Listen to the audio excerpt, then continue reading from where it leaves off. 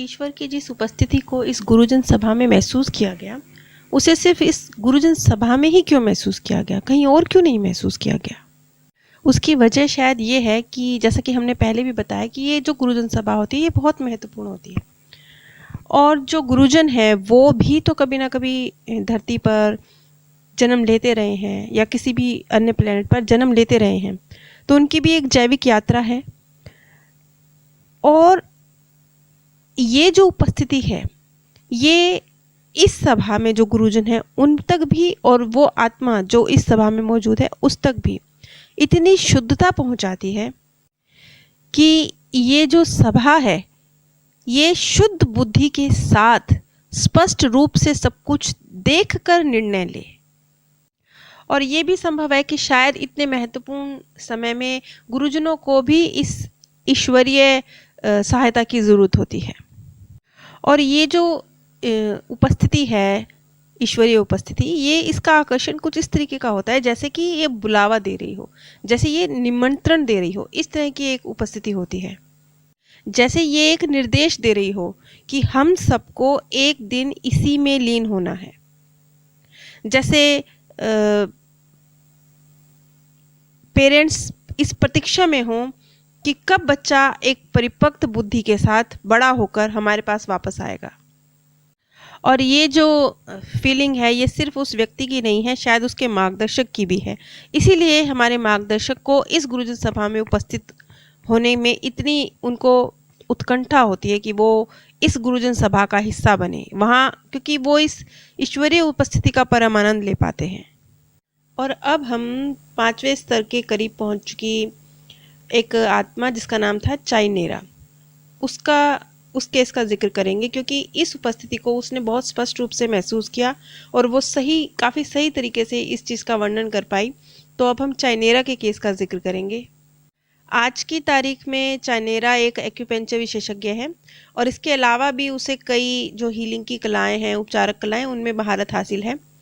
तो वैसे अधिकतर मामलों में ये देखा गया है कि जो 5वें स्तर के करीब पहुंच चुकी आत्माएं हैं, वैसे ये कोई नियम नहीं है, लेकिन जो केस देखे गए हैं उनमें ये देखा गया है कि वो या तो हीलिंग के किसी भी रूप से, आप किसी भी रूप से कह सकते हैं, मानसिक, शारीरिक, भावनात्मक, आध्यात्मिक, किसी भी रूप से वो हीलिंग की किसी कला से जुड़ी हुई होती हैं, या फिर वो समाज सेवा की किसी कला से जुड़ी हुई होती है। जैसे कि एक और केस था 5वें स्तर की आत्मा का, जो शराब वगैरह लोग पीते हैं उनको छुड़वाने के कार्य में, मतलब वो भी एक तरह से हीलिंग का ही कार्य था। तो ज़्यादातर जो केस आए हैं वो इसी तरह के आए हैं कि 5वें स्तर की आत्माएं इस तरह की होती हैं कि हीलिंग के प्रोसेस से जुड़ी हुई हैं, लोगों को हील कर रही हैं, शांत हैं, अपने मसलों को खुद सुलझा लेती हैं।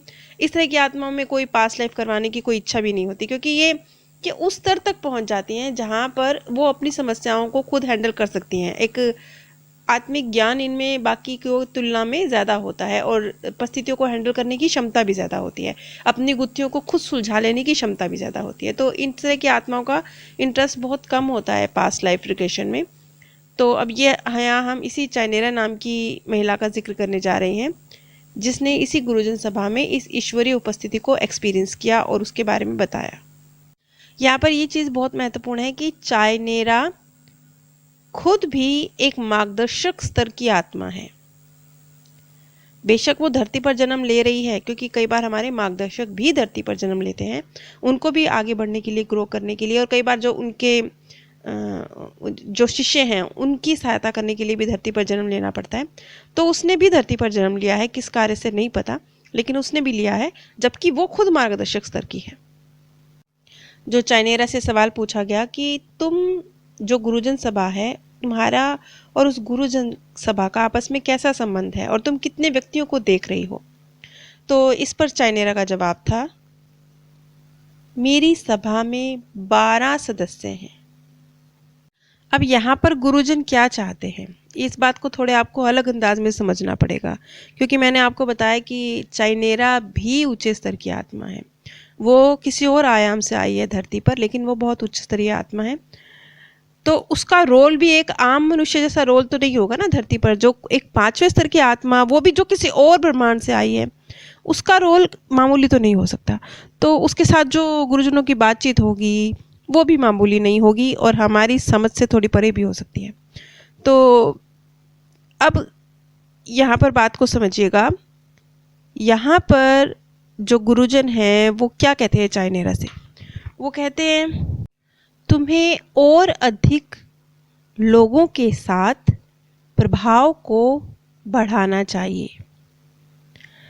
अच्छा, जो चाइनेरा है वो खुद का विस्तार नहीं करना चाह रही, लेकिन उसके मार्गदर्शक कह रहे हैं कि वो अपनी ऊर्जा को, अपनी शक्ति को पतला करके फैलाए। वो उसको कुछ और कह रहे हैं। ऐसे समझिए जैसे एक बेहतर टीचर है तो उसको कहा जा रहा है कि नहीं, आप 50 बच्चों को पढ़ाओ। क्यों? क्योंकि आप बेहतर हो, आप पढ़ा सकते हो। वो कह रहे हैं नहीं, मैं नहीं पढ़ा सकता, मेरे को तो 25 बच्चों वाली क्लास ही चाहिए, मैं ज़्यादा बच्चों पे ध्यान नहीं दे सकता। कुछ इस तरीके से इस बात को समझिए। फिर बहुत देर तक चाइनेरा चुप रही। उसके बाद उसने कहा कि मैं जानती हूँ कि वे सही हैं, क्योंकि चाइनेरा भी जानती है कि जो उसके गुरुजन कह रहे हैं वो सही कह रहे हैं। लेकिन आगे वो अपनी बात कहती है कि मैं कभी कभी ये महसूस करती हूँ कि मैं धरती पर एक बाहरी प्राणी हूँ।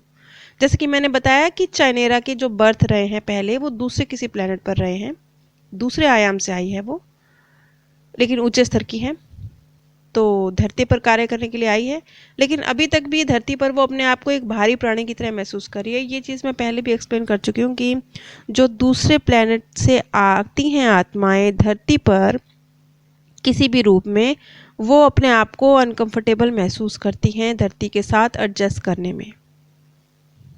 इसलिए इस तरह के लोगों में ये फीलिंग होना कि हम तो शायद इस धरतीवासी ही नहीं हैं, हमें तो यहाँ होना ही नहीं चाहिए था, ये बहुत कॉमन है। फिर अगला सवाल था चाइनेरा से कि क्या तुमने जो सभा के सदस्य, गुरुजन सदस्य हैं ना, उनके सामने कभी अपने स्टूडेंट का जिक्र किया है? जब आप ये बात कह रहे हो कि मैं ज़्यादा स्टूडेंट को नहीं संभाल सकती, तो आपने कभी अपने स्टूडेंट को लेकर चर्चा की है जिनके साथ तुमने काम किया है? तो उसका जवाब था हाँ, मैं कम शब्दों में ये चर्चा कर चुकी हूँ। जब चाइनेरा ने ये जवाब दिया तो डॉक्टर न्यूटन इस बात से खुश थे, क्योंकि उनको समझ में आ रहा था कि ये एक ऐसी आत्मा हो सकती है जो डिफरेंट तरह की जो आत्माओं के अलग अलग स्तर हैं, अलग अलग उनका उनकी जो आत्मिक उन्नति है वो अलग अलग है, तो उसको समझने में चाइनेरा हेल्प कर सकती है। फिर एक सवाल था डॉक्टर न्यूटन का कि क्या जो मार्गदर्शक होता है, मार्गदर्शक का जो अगला पड़ाव होता है वो गुरुजन सभा ही होता है? तो इस पर जवाब था नहीं, ये ज़रूरी नहीं है। जो विशेषज्ञता है वो उसके बहुत सारे विकल्प होते हैं। वो ज़रूरी नहीं है कि आप सिर्फ मार्गदर्शक के बाद गुरुजन के सभा में ही जाते हैं, आप किसी अन्य फील्ड में भी जा सकते हैं। बच्चे जब पढ़ाई करते हैं, बच्चे इंटेलिजेंट होते हैं, तो उनके लिए सिर्फ एक ही फील्ड थोड़े होती है, हज़ारों फील्ड होती हैं, एक से एक नए रास्ते खुलते हैं। इसी तरीके से मार्गदर्शक भी जब ग्रो करता है तो ज़रूरी नहीं है वो गुरुजन के रूप में गुरुजन सभा में ही उपस्थित रहेगा, वो किसी और फील्ड में भी विशेषज्ञता हासिल कर सकता है। अब यहाँ पर ना एक बात पे ध्यान दीजिएगा, देखिएगा, ये बहुत ख़ास बात है, महत्व रखती है। ये चीज़ आपको ना सत्यता को समझने में बहुत मदद करेगी। थोड़ा ध्यान दीजिएगा इस बात पे। देखिए, मेरे चैनल पर आपको अनीता मूरजानी की जो बुक है ना, मैंने मृत्यु के बाद जीवन देखा है, उसकी सीरीज़ भी मिल जाएगी। उसकी सीरीज़ देखिएगा आप। उसकी सीरीज़ में एकत्व के स्थान का जिक्र किया है अनीता मूरजानी ने। अनीता मूरजानी ने ये भी कहा है कि मतलब एक स्थान है जहाँ अनेक हैं लेकिन एक हैं, वो सृष्टि का केंद्र है, ऐसा उन्होंने भी कहा है। उन्होंने कहा है कि यहाँ पर परम प्रकाश है, बस यहाँ पर ठहर जाना चाहती है आत्मा। यहाँ पर उन्होंने ये भी कहा था कि जब मेरे ध्यान लगाती हूँ तो मैं उस परम ऊर्जा में अपने आप को एक करते हुए, अनेक हैं लेकिन एक हैं, इस एहसास के साथ उस परम ऊर्जा के साथ अपने आप को कनेक्ट करती हूँ। ये बात उन्होंने कही थी। ये आपको अगर देखना हो तो अनीता मूरजानी की सीरीज़ मैंने बनाई हुई है, इसी चैनल पर है, आप देखिएगा। तो यही बात अनीता मूरजानी ने कही, यहाँ पर यही बात चाइनेरा कह रही है। ये चीज़ मैं क्यों आप लोगों को इस तरीके से स्पष्ट करती हूँ, ये मैं इसलिए स्पष्ट करती हूँ क्योंकि जब इस तरीके से आप एक तुलनात्मक अध्ययन करेंगे ना, अब अनीता मूरजानी का केस तो इतना फेमस केस है, बिल्कुल प्रत्यक्ष है, परमात्मा की जो चमत्कार है उसका प्रत्यक्ष उदाहरण है, बिल्कुल प्रत्यक्ष उदाहरण। उदाहरण तो ऐसे और भी बहुत सारे होंगे लेकिन वो सामने नहीं आते, इनका इनका उदाहरण सामने आया है। तो जब इस तरीके से कोई प्रत्यक्ष उदाहरण आपके सामने मौजूद होता है ना चमत्कार का, ईश्वरीय, हाँ है, ईश्वर उपस्थित है, कुछ भी जो खास तरह के चमत्कार हैं उनमें से एक अनीता मुरजानी है। और यहाँ पर भी सेम बात की जा रही है, शब्दों का हेर फेर है, बस बात सेम की जा रही है। यहाँ पर जब उससे सवाल किया गया चाइनेरा से कि अब उसका अगला लक्ष्य क्या होगा, क्योंकि वो मैंने बताया आपको वो 5वें स्तर की है, वो खुद मार्गदर्शक स्तर की है, वो तो खुद मार्गदर्शक है, धरती पर जन्म लिया है उसने। लेकिन अब हम मार्गदर्शक का अगला स्तर जानना चाह रहे हैं कि चाइनेरा का अगला स्तर क्या होगा। चाइनेरा क्या सोचती है कि क्या चाइनेरा मार्गदर्शक तो है ही, क्या वो गुरुजन सभा की ओर अपने कदम बढ़ाना चाहती है, उन्नति करते हुए, आगे बढ़ते हुए। तो इस पर चाइनेरा का जवाब था कि मैं एकत्व के स्थान की ओर जाना चाहती हूँ। इस पे ध्यान दीजिएगा, अभी अभी मैंने आपको अनीता मुरजानी का जो एग्जाम्पल दिया ये उससे काफ़ी मैच करता है, बहुत कुछ आपको एहसास होगा कि कितनी सिमिलैरिटीज़ हैं।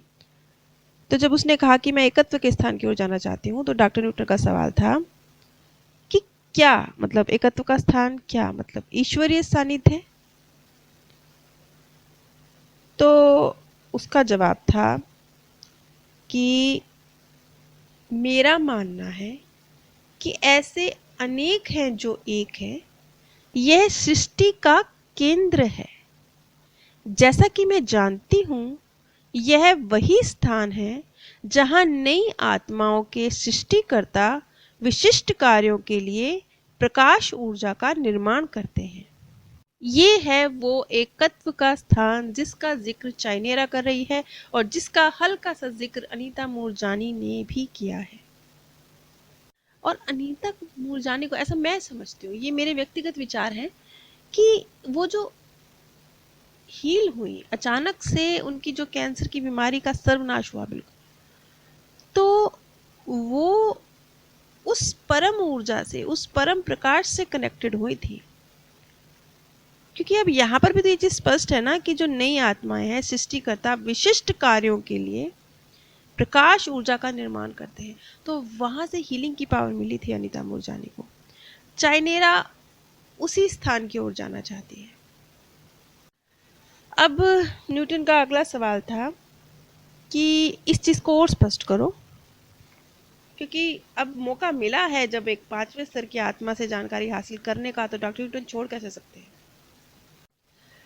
जब डॉक्टर न्यूटन ने ज़्यादा जोर दिया तो उसने सिर्फ इतना कहा, मैं तुम्हें ज़्यादा नहीं बता सकती, बस इतना कि ये वही स्थान है जहाँ हम नई आत्माओं को बढ़ाने, अपनी विशिष्ट पहचान को प्राप्त करने में मदद करते हैं। अब फिर डॉक्टर न्यूटन ने अगला सवाल कर दिया कि क्या ये जो एकत्व का स्थान है यही ईश्वर है क्या, इसी को ईश्वर कहते हैं क्या। इस पर चाइनेरा का बहुत छोटा सा जवाब था, यह दिव्य है। फिर सेटिस्फेक्शन नहीं थी डॉक्टर न्यूटन को, तो उनका फिर अगला सवाल था। एक्चुअली शब्दों के हेर फेर के साथ उन्होंने फिर अपना सेम सवाल रिपीट किया। उन्होंने कहा, जैसा कि तुमने कहा कि यह दिव्यता अनेक एक से बनी है, तो क्या ये सभी ब्रह्मांडों और इन ब्रह्मांडों को जोड़ने वाले सभी आयामों, जिसमें हमारा आत्मा लोक भी शामिल है, के परम ईश्वर है। बार बार ईश्वर के साथ जोड़ रहे हैं डॉक्टर न्यूटन चाइनेरा से, क्योंकि खोज जारी है ना, खोज जारी है। जब इतनी दूर तक की यात्रा कर ली आत्माओं ने, लेकिन ईश्वर तक की यात्रा नहीं हुई, ईश्वर के बारे में किसी ने नहीं बताया, तो वही वही खोज है। लेकिन यहाँ पर हार गए डॉक्टर न्यूटन। क्यों? क्योंकि जब बार बार उन्होंने इसी का सवाल किया ना, क्या यही ईश्वर है, क्या यही जो परम प्रकाश है, ये ऊर्जा, ये ईश्वर है, बार बार पूछा, तो माध्यम बहुत देर तक चुप रहा, चाइनेरा चुप रही, और उसके बाद उसने कहा, मुझे ऐसा नहीं लगता है। अब फिर डॉक्टर न्यूटन ने अपने सवाल को घुमा फिरा दिया। उन्होंने कहा, अच्छा तुम क्या सोचती हो कि ये जो उपस्थिति है इसकी सुगंध कहाँ से आ रही है, क्योंकि दिख तो ऐसा कुछ रहा नहीं ना, एक परम प्रकाश ही है। आपको सुगंध भी है इसकी? तो उसने बिल्कुल एक दृढ़ता के साथ जो बंदा जवाब देता है, उसने वैसे कहा, प्रत्येक स्थान से, मतलब हर तरफ सुगंध ही सुगंध है उस ईश्वर की। क्या क्या कहूँ मैं, हर स्थान पे, हर कण में, हर कोने में। अब डॉक्टर न्यूटन का सवाल, अच्छा तुम इन बातों को कैसे जानती हो? क्योंकि अभी तक तो जितने भी आत्माओं को उन्होंने ये एक्सपीरियंस कराया, उनमें से कोई भी इतनी डीप नहीं बता पाया ना ईश्वर के बारे में, और था भी नहीं कोई पांचवें स्तर का, तो कैसे बता सकता था? तो इस पर चाइनेरा का जवाब था, सभा में मेरा एक परामर्शदाता है, हम बहुत बातें करते हैं, मैं और मेरे मित्र विचारों को फौरन प्रकट करते हैं, और हम परम सत्य के बारे में प्रश्न पूछते हैं। ये जो कह रही ना, यहाँ मेरा एक परामर्शदाता है, ये मार्गदर्शक का जिक्र कर रही है, लेकिन जैसा मैंने कहा कि वो तो खुद मार्गदर्शक स्तर की है, तो वो मार्गदर्शक को परामर्शदाता कह रही है। जैसे एक उच्च स्तर की हो जाता है ना जब कोई आत्मा, तो उसके लिए मार्गदर्शक ना एक टीचर का रोल नहीं प्ले करता, एक दोस्त का, एक सलाहकार का ऐसा रोल प्ले करता है।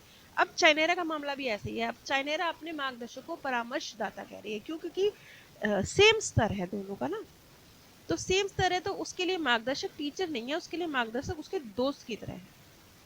अब इसी चीज को अगली कड़ी में हम और डिटेल में समझने की कोशिश करेंगे।